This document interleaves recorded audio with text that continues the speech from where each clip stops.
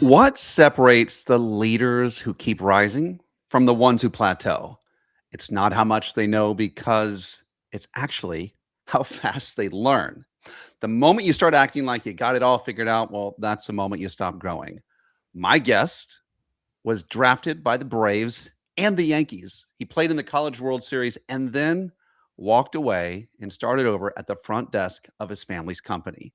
3 decades later, he's helped upskill nearly 2 million people, and he wrote the book on it, The Learn It All Leader. Damon Lembi, we're going to talk about Guns N' Roses, Barry Bonds, and how we can up level our ability to be better leaders. Welcome to Leadership Live, my friend. Donnie, it's awesome to be here. So thanks for having me, and I love the introduction. Damon, I want to start off right here, man. You have been uh, you've had the bird's eye view of 2 million learners, people elevating themselves into the next level of leadership and management. They're upskilling their lives. What are you seeing happen right now in like what's just happening in your industry that we should be aware of as learners and leaders? Well, I think it's a great time, probably the best time in my life to be part of a learning community, learning industry, because AI is changing everything. The pace of change is like never before. So I truly believe, whether you want to call yourself a learn it all or have a growth mindset, we're going to be in a continuous process of change moving forward. So there's really nothing more important than having that learning agility and being able to learn, adapt, unlearn, try things out, fail, and keep moving forward. I love it. Now, I brought with me something, Damon. I told you this was going to come into play here. A lot of the people who are listening to this podcast and watching, if you're listening, I'm holding a A claymore sword. sword. Okay, I wouldn't want to carry it around all day. A lot of leaders and a lot of people who are, they're at the forefront of their companies. They got there by swinging this thing, but that's not what they have to do. Like they have to. You say they have to turn into those that use it to knight others or to create new leaders. Talk to us about the shift here in how to put the sword down and become the kingmaker, so to speak. Well, I love that analogy. And what I see you referring to is the command and control type of leadership, where you're just swinging it, you're taking charge, you're leading by fear, right? You've got the title. People better do what they say. Well, newsflash, that went out of style 15, 20 years ago. People just don't respond to that. I believe the leader's number one job, number one responsibility is to bring out the greatness in the people on their team. Win through your team. How do you do that? You invest in them. You Mm. give them the opportunity to, I don't know, have either it's having a coach, going through learning, or maybe it's just challenging them and putting them in a position that's stretching them, putting them on a project that maybe they don't even think they're ready for. And also, when you're having those conversations with them, have them walk away feeling like they're 10 feet taller. Mm. Bring out the greatness in them. A lot of times, especially high performers, they're tough on themselves. So share with them, hey, look what you've already accomplished. This is what I think you're capable of doing. So those are just a couple of examples of what I think that leaders really need to do if they want to evolve and grow and have a great team. That is so good. Talk to me about what the whole idea of earners or earners or whatever that you left baseball, which I want to get into, but you decided to jump into this quest of helping elevate others through education. Like, why is that the heartbeat of Damon right now? Well, I think it was really kind of you to say that I walked away from baseball. If we're totally honest about this, I got drafted twice, like you mentioned, and I turned those down, which is pretty common. And then my junior year in college, I had a great year, and I was ready for to be drafted a third time, and it didn't happen, and it Mm. crushed me. It absolutely crushed me. I went on and I played my senior year, and I didn't get drafted then either, and I could have walked on and played independently, but I was, kind of down and out, right? And so I quit baseball. Huge argument with my dad over it. and I was unsure. I had imposter syndrome. I was unsure if any of the skills I had were transferable. And so I started off, instead of going into our big real estate company, I started off at the front desk at this little company called Learnit. And it was essentially started by my dad, Walt Lembi. He never actually worked there a day, but a lot of entrepreneurs, as you know, Donnie, they want to solve their own problems. He wanted to learn how to use Excel. He took a class. He said I could go out and buy a dummies book and it would be more exciting than watching somebody read page by page. And that's where the idea of Learn It came about. It was 90-minute classes that were fun, engaging, in person. And he was way ahead of his time. I'm sure we'll talk about where learning's going. But back then, you take an Excel class, it was a 3-day class. So everybody thought he was nuts having these 90-minute classes. In college, my wife doesn't like me saying this, but I wasn't a fantastic student. Baseball was my priority. But when I got into Learn It, I just kind of rolled up my sleeves and I loved it. I love learning. We were going from DOS, if you remember those days, into Windows 1, and I started teaching classes. And I started teaching classes, A, to get myself out of my comfort zone, and B, I was like, this is a way to cut down on expenses. If I could teach the classes, it will save us money, and how to learn computers. So I did all that. And fast forward 7 years, 6 years later, the guy was running the place, didn't work out. I threw my hat in the ring, got my Learned hat on today. And yeah, and so I've been the CEO ever since. But what learning taught me was if I was going to be successful, I had to dive all in on learning, right? Mm. Read biographies, get mentors, get coaches. And I really went from not really being a huge advocate to classroom learning to like, this is my whole career has been based on it. And I love it. I love to continue to be able to learn and grow. And it's fun. Isn't it amazing if you were to compare the amount of books you read before college versus after, like, and where the real education started? Are you a reader or a listener, Damon? So it's funny. I even read a lot of books when I was in college. Oh, did you? I Okay. mentioned him a couple times. My dad was my idol, and he was a ferocious reader. But most of the books I read back then were, I love fiction books like John Grisham and Michael Connolly and stuff like that, and biographies and sports books. And I'm also a big rock fan, as we might talk about. So I read a bunch of biographies on rock bands. So I was always reading a lot. And then when I got out of the baseball and everything into the real world, I heard somebody say, and it stuck with me. One of the first things that I think all emerging leaders should do is they should read as many biographies as possible. I set out and I read 50 biographies, one after the other. And you learn so much. I mean, for like what, $15 or whatever, or free if you go to the library, these great leaders and the stories that they've, their failures, their successes. My all-time favorite is probably Richard Branson's Losing My I was Virginity. I was about to Um, ask you. Yes. yeah, and it was just like, here's this guy. I looked at it from Learnit's perspective. We're this tiny L&D company going up against these massive companies like Catapult and Productivity Point. And that was how it was with him, with Virgin and American Airlines and Tower Records, or Records, whatever they're called. And I actually even like wrote him a letter. I don't think I ever sent it to him, but I wrote him a letter. But that is just one of the so many biographies. So I would challenge your listeners at any level, read biographies. I mean, whether it's around Winston Churchill, um, I don't know, whoever's has you think's going to have an impact on you, but go out there and do it. All right. I'm not asking for your all-time list, Damon, but Okay, I okay. am asking for what comes to your mind right now. And I Yeah. snap my fingers at top 3 to 5 biographies. Mhm. Give us the ones that are ringing that ring your bell right this moment or all Got time. it. Okay, well, I'm gonna cheat by saying, I've already told you one, Yep. Richard Branson, hands down. Okay. Winston Churchill, the one that Andrew Roberts wrote, was the best. I've read, that's because it's shorter and it's got leadership lessons. I've read the entire trilogy that he had around the Lion, all 3 of those. So those are great. Um, I would say, what would I say for a third one? Nelson Mandela. Mandela. Awesome, awesome. Gosh, I can't remember the name of it right now, but it's his main biography. So I would say that those are the 3 off the top of my head that are wonderful. I'll throw a fourth one in there.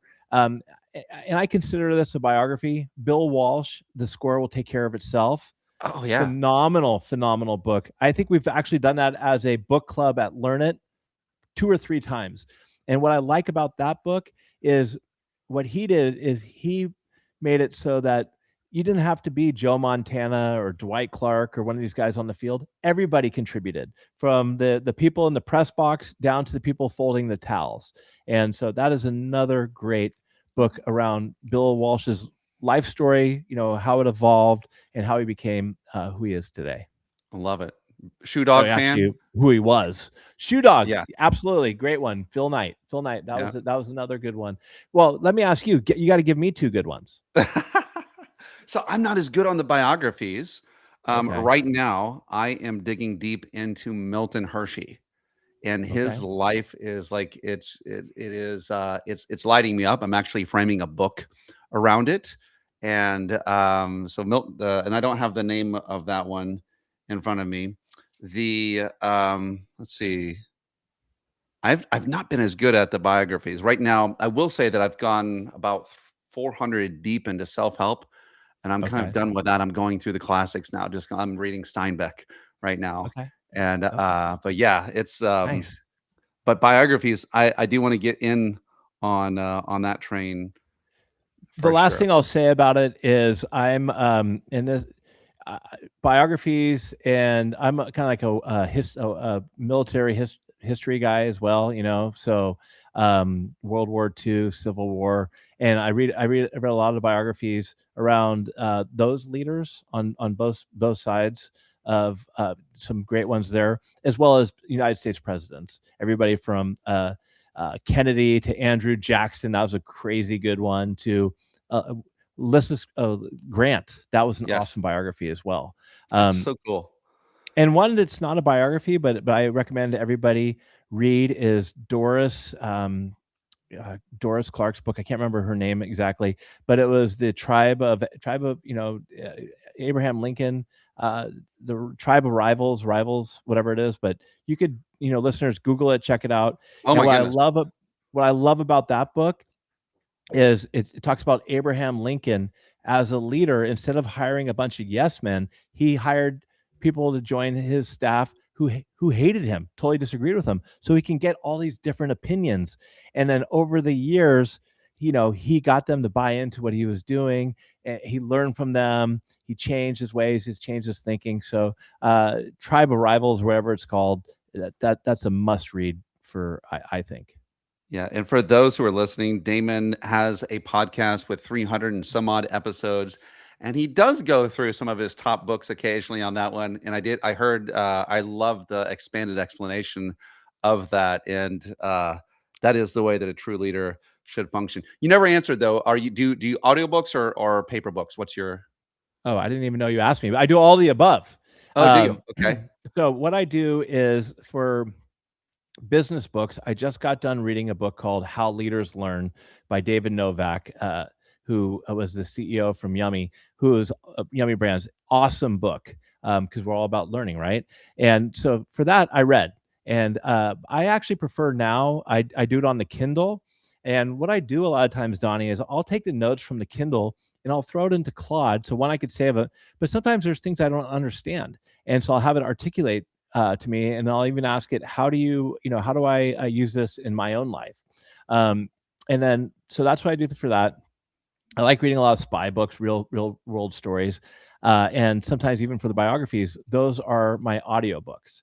So I do a lot of audiobooks on that, Nice. so I don't have to have everything memorized. Right now, my audiobook that I'm listening to is Jim. Well, actually, I probably got like five, right? Whatever. Right. But Yep. right now, it's Jim Collins, "What's a Life?" I think that's really cool because you got a guy like me in my 50s, and I'm sure some of your listeners, and he just compares these stories of different people about how they have done pivots and changes, and really found either what they're passionate about or what they're great at.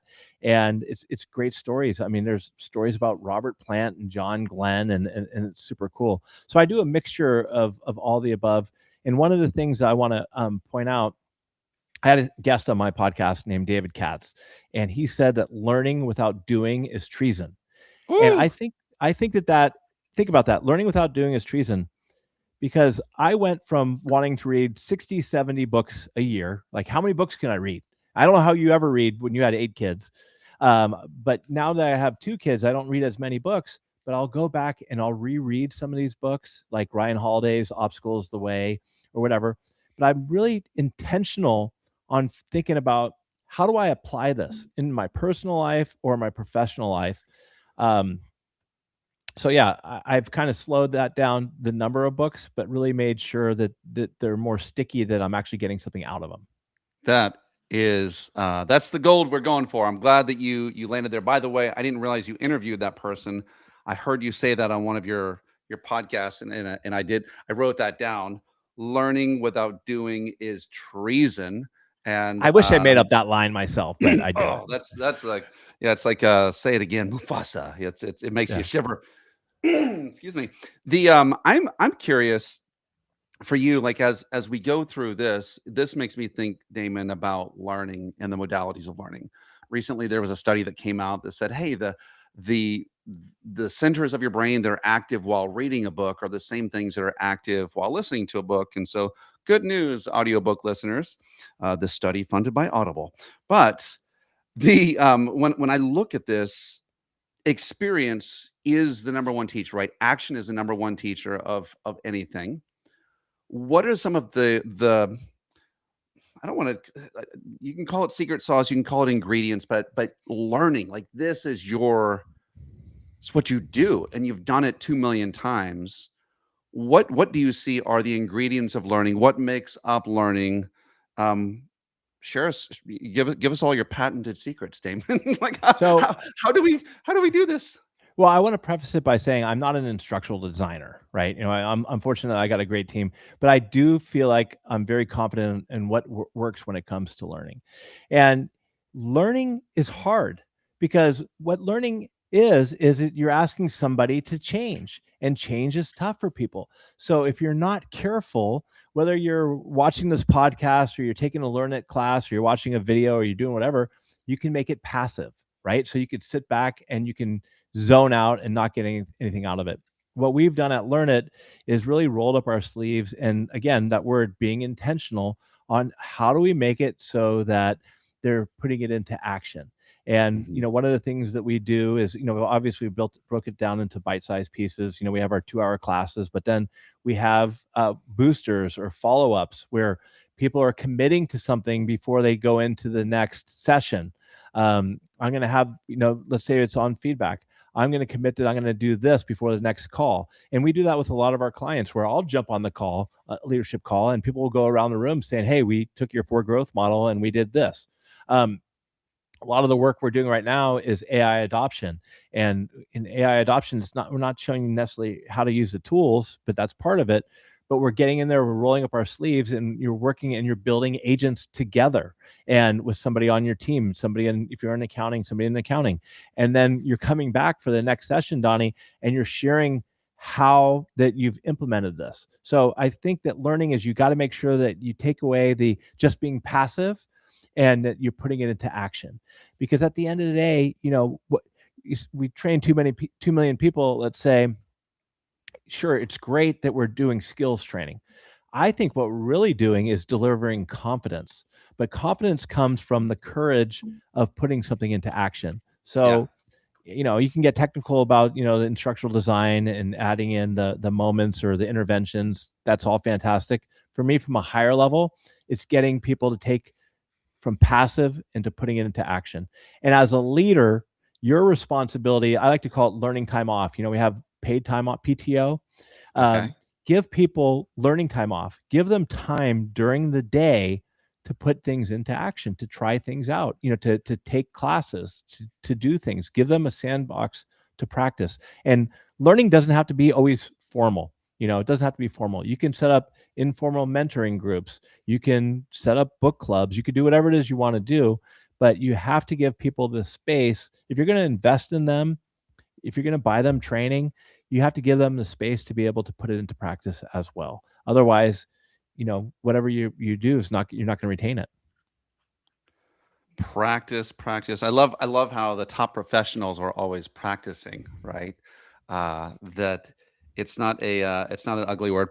All right. I want to know, Damon, for you, and what some of the things I'm hearing from you is that it's not enough to give someone information. We have to challenge them to make choose an action, or maybe, but they need to commit to an action, and then from that, know that there's going to be some follow up on the other side of that, because knowing, I guess, according to GI Joe, it's half the battle, but doing probably is definitely the other half. Talk to me about play. Where does gamification come into the learning process? Or I don't know, like what's you're a baseball player. Like how does that work with leaders? Like, can we play and learn? Well, one of the things I want to go back to a little bit is you talked about information and knowledge. I think that is that's not what's going to set you apart in the future anymore. I mean, that is everybody has that now with AI. So at the end of the day, what's going to set you apart? How are you going to? What are the traits and the skills? We can talk about that. But information is out there, knowledge is out there. It's like, what do you do differently with it? When it comes to play and gamification, absolutely, I love it, right? Because I'm a competitive guy, right? And I think that look, it's good to you could set up a gamification and you can compete against others, on your learning and your results. But I also think if you're going to do that, we do that for our sales team. We have some gamification, self-paced learning and stuff that we do, and we have winners. Excuse me, who's doing the best individually, but also as a team. And we've broken it down into different groups. So I've got 10 Hmm. sales reps. We got two people per team, and so I think that engagement is very helpful, as well as role playing. I think that as a leader, that is something that you should be doing all the time with your team. And it's hard. It's not easy, right? I mean, some people don't like it and they think it's awkward. Every Wednesday in our sales meeting that I'm actually missing right now is we do a little role playing, whether it's prospecting, whether it's objection handling, and those are great learning opportunities. But we've set up a space, Donnie, where people feel comfortable enough to give honest feedback, candid feedback on what we can do differently in the role playing. You talk about practice. Baseball, all these sports, they have spring training, and what is so important is practicing the fundamentals. The fundamentals, if you're a leader, you know, the fundamentals of running a good one-on-one, the fundamentals of having a difficult conversation, whatever that is. Don't always look for what are the newest, most exciting things you can do. Get the fundamentals down. Last thing I'll say about that, use an AI tool to practice with you. I mean, it's Thank you. amazing. Yeah. I'm a Claude guy now. I used to be a ChatGPT. Uh, for every interview that I do, uh, I throw it into Claude and I have it hammer me with feedback. But I use Claude, and I always do voice. That's a big tip. Get away from using a keyboard. Use voice because it Hmm. processes how you think it better and it gets to know you better. But I do role playing all the time with it. I'm like, I got to walk into this conversation. What are some blind spots that I may not be seeing? And I practice back and forth with it. But I'm a huge fan of leveraging AI for role playing, for feedback. I mean, it's so much more than just how do I write a better email? Thank you for that. Like, I actually feel like, you mentioned role play. And I can remember, probably, if I were to think back, Damon, to like the top 10 moments where my ears were the brightest red. Like, it was like, maybe one's on stage, the other times were during role play. But it is life changing. That's one of the ways that we have.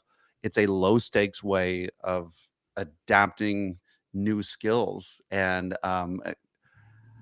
like, are you leveraging? So you said you leverage AI by dropping it into the voice, into voice for Claude. Is it you're doing this before big meetings and saying, give us an example of what that might sound like? Sure.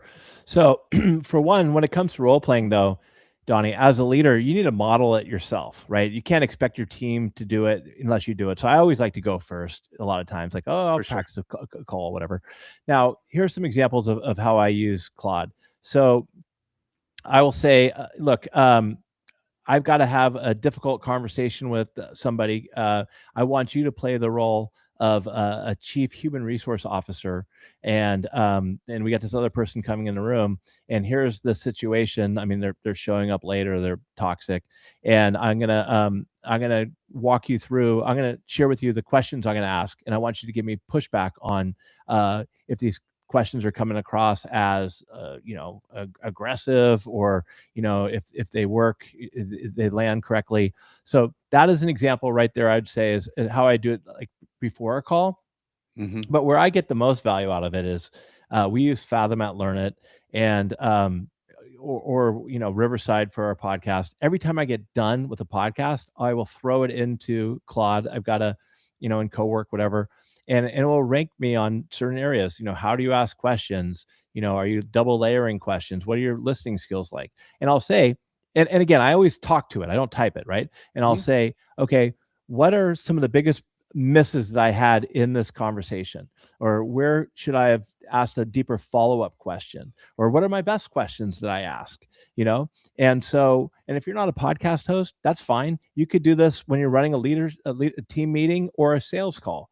And I just have it pressure test me on what I did well, but give me some examples of where I could do it better. And I will Ooh. tell you right now, 100%, it's helped me in so many ways get better.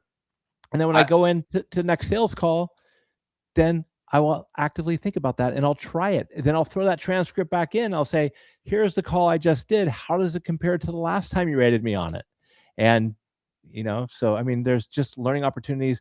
And look, it's great if you could do this with a human. Great. But maybe that human's not available. Maybe you're a little nervous and you don't want to have that conversation. So I think you should learn how to leverage AI that way to for your own personal growth. uh, I love it. I will say my experience of you whenever as I have been listening to your podcasts, and this is no joke. My experience is like this guy is really good at asking great questions and listening. That's literally what I thought of. Like this is going to be good. Most podcasters, they get on partly because they want to there's banter, maybe they want to show what they know or whatever. But no, it really feels like an amazing station for you. And what you're showing is literally you're modeling that skills are learned. You're not Mhm. born with them. So, how cool is it that the Learn It All guy is learning it all, you know, doing this thing? Well, funny little story, and I really appreciate you saying that. It means a lot, and I got a long way to go.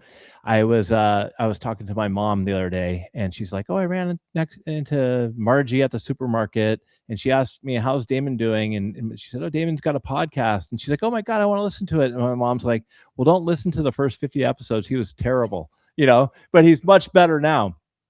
And the whole point of that story for the listeners are, if there's something that you want to get better at, you just got to keep doing it over and over and over and over, and learning, getting in those reps. Because like I said, getting in the reps helps build the confidence. So yeah. It So thank you very much for the compliment, because I oh, enjoy it and I want to get better. So yeah. 100%. I for me though, I love that we can leverage AI. It's like I told you it just makes my ears turn red to think about. But that if that builds skill and yet Mhm. conflict is kind of what gets in the way of that, we can normalize feedback by getting it more often and and we all have access to this stuff. And so I love Notebook LM, by the way, if Mhm. you because I can drop in Damon's book at the same time Yep. and get that. Now, you there like when it comes to decision making, just to shift Mhm. gears, I'm Mhm. so curious about this. You talk about purposeful awfulizing and sometimes taking big risks. Mhm. There was a moment with Guns N' Roses. Mhm. Um, again, way maybe a different page, but it's just like I just want tell us a story of the moment that could have been great or terrible, and how you pressed into that. Sure. So I'm a huge Guns N' Roses fan, back from the late 80s. Guns N' Roses is my favorite band. And over the years, I've been fortunate enough to meet quite a few rock stars. And I have a friend who also has a huge podcast, Dean Delray. I think it's called Let There Be Rock or Let There Be Talk or something like that. And called me one time and said, the Guns N' Roses are playing in San Francisco in 6 months, and they wanna have a after party. Now, this is Guns N' Roses where it's just Axl and Buckethead and all these guys. Slash and them is before they came back. This was 2006. All right, long story short, Guns N' Roses manager called me and said, "Here's the deal. Del Rey says you want to have a Guns N' Roses party. There's no guarantee that Axl's going to show up, but it's got to be 2 o'clock in the morning after the show ends at the Fillmore. It's got to be 5-to-1 girls to guys, and you got to find a place that will serve booze the whole time. And Axl probably won't show up. You going to do it? Sure, absolutely, I'll do it. I took the Richard Branson approach. Screw it, let's do it. Screw it, let's do it. Yeah, that's just the way to go. And I've done that too when I've been given opportunities to do big speeches or whatever. I'll just say yes before I have time to think about it, and just go for it. Just go for it. So I said yes. We found a location. I remember being at the restaurant, old, Original Joe's, with my brother and the manager of Guns N' Roses, and he was freaking out because his boss is Axl Rose. I mean, can you think of a tougher boss than Axl Rose? And so I was worried people may not show up. It's a Wednesday night, so we called the guy at the front door. The party was going to start at midnight or 1, and the guy's like, "Damon, there's probably 500 people lined up around the block waiting to get in." And and this was right after Axl was like hidden for 10 years, so this was a big deal. So we're all excited, but I could see this uncomfortable look on the face of the owner of the restaurant, and uncomfortable face of the owner of the restaurant. So he's like, "Can I talk to you for a second?" So we go over to the other room and say, "Yeah, what's going on?" And he said, "Well, I didn't see this, but there's a very good chance, like 75% chance that the water is going to go out." And I talk about this in chapter 5 of my book. I'm like, "Oh, the water's going to go out?" And so I'm like, "No problem. We'll just get a bunch of bottled water. That'll be fine." My brother's like, "You're a moron. He's talking about no water, no restrooms." And so he said, it's too late to get porta potties. It's too late to do anything. Do you want to cancel the party? And so this is where the whole purposeful awfulizing thing comes in. So purposeful awfulizing is, I define it as looking at a decision 12 months out and what is the worst case scenario. Okay, so if you're going to acquire a business or quit your job, if 12 months out, if the worst case scenario, you know, if it's something you can't overcome, then you shouldn't do it. Right. I think a lot of times we look at things with too rosy of glasses, like this is the best thing that's going in the world. This is going to happen. I made a mistake early on in my career. I opened up way too many locations and I didn't think about what the worst case scenario was, and .com fell apart. So I wish I would have looked at that, seen what could have happened, and maybe even pivoted. Going back to the Guns N' Roses story, I thought to myself, okay, the worst case scenario is that no water. We absolutely embarrass ourselves. This guy probably gets fired from his job of Guns N' Roses manager. Whatever, who's fine? I'll be fine. You know what I mean? Who cares? I mean, it's not the end of the world. It's embarrassing, but it's not the end of the world. So we show up. I said, don't say anything to the manager because he'll freak out, right? And the party went off. It was crazy. All these Metallica showed up, Sebastian Bach from Skid Row, Ugly Kid Joe. If you're in your 50s, you know all these bands. And there was no Axl, no Axl and everybody's like, "Where's Axl at? Where's Axl at?" I'm like, "Look around you. There's Lars Ulrich dancing on the floor over there.